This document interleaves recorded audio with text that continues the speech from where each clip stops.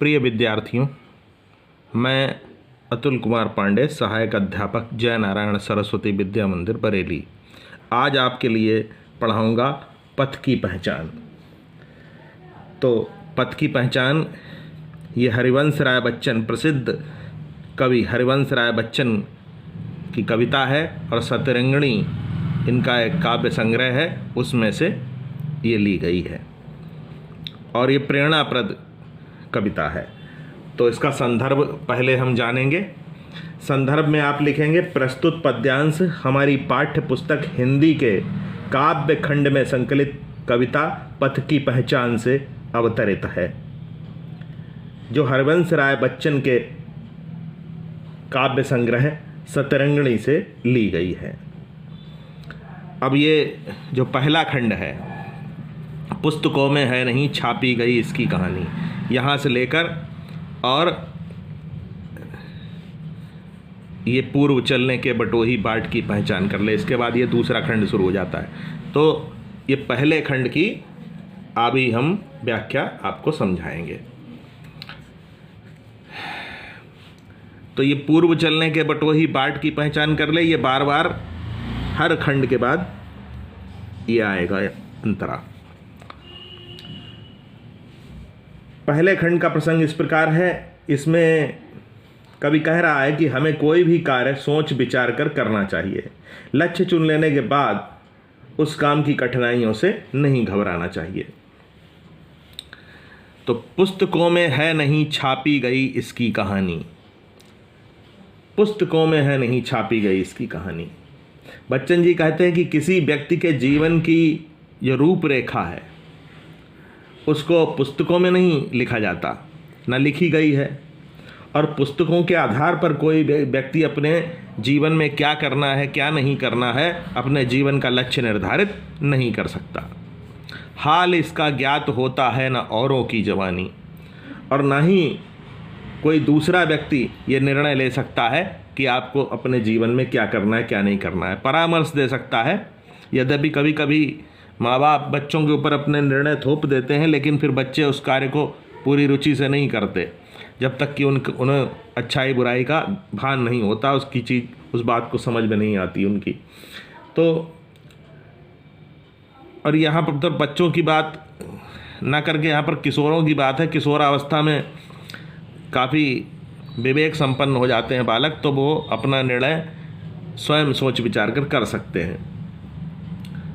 तो स्वयं तय करना पड़ता है। दूसरे लोग भी हमारे जीवन का निर्धारण ठीक प्रकार से नहीं कर सकते। वो हमें परामर्श तो दे सकते हैं, लेकिन बिल्कुल ठीक प्रकार से नहीं जान सकते हमारी मानसिकता को, हमारी जो मनोविज्ञान को। तो हमें स्वयं ही सोच विचार कर अपना लक्ष्य बनाना होगा। अनगिनत राही गए इस राह से उनका पता क्या। फिर कवि कहता है कि इस पृथ्वी पर असंख्य लोगों ने जन्म लिया और अपना जीवन जीकर वो चले गए, यानी मृत्यु को प्राप्त हो गए। असंख्य लोग पृथ्वी पर पैदा हुए और उनकी मृत्यु हो गई।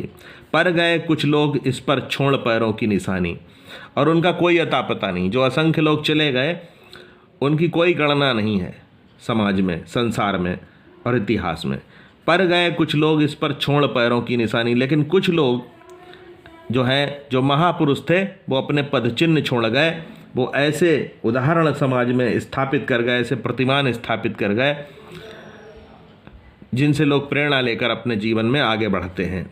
यह निशानी मूक होकर भी बहुत कुछ बोलती है, और हमें ऐसे लोगों के पदचिन्हों पर चलना चाहिए, क्योंकि ये मूक होकर भी उनके जो आचरण हैं, उनके कार्यकलाप हैं, वो हमारे लिए केवल कुछ नहीं कहते, लेकिन उनके आचरण, उनके कार्यकलाप हमें एक दिशा देते हैं, एक प्रेरणा देते हैं कि हमें अपना जीवन कैसे जीना है, और हमें उसको समझना चाहिए। यानी उन महापुरुषों के व्यक्तित्व को पढ़ना चाहिए, उनके प्रेरक प्रसंगों को पढ़ना चाहिए, और उसके आधार पर हमें अपने जीवन को अपनी क्षमताओं के अनुसार अपने लक्ष्य का निर्धारण करना चाहिए। और एक बार लक्ष्य का निर्धारण कर लेने के बाद फिर हमें मन लगाकर उस ओर बढ़ना चाहिए। तो पूर्व चलने के बटोही बाट की पहचान कर ले। कवि बच्चन जी कहते हैं कि अपना जो जीवन पथ है उसको सोच विचार कर तय करना है कि हमें क्या करना है, क्या नहीं करना है। खूब अच्छी तरह सोच विचार कर हमें अपने जीवन में आने वाले कार्यों का निर्धारण करना चाहिए। तो इस प्रकार ये पहला खंड हुआ। इसमें काव्यगत सौंदर्य में आप लिखेंगे कि कार्य करने से पहले सोच विचार करने की कवि ने यहाँ पर प्रेरणा दी है।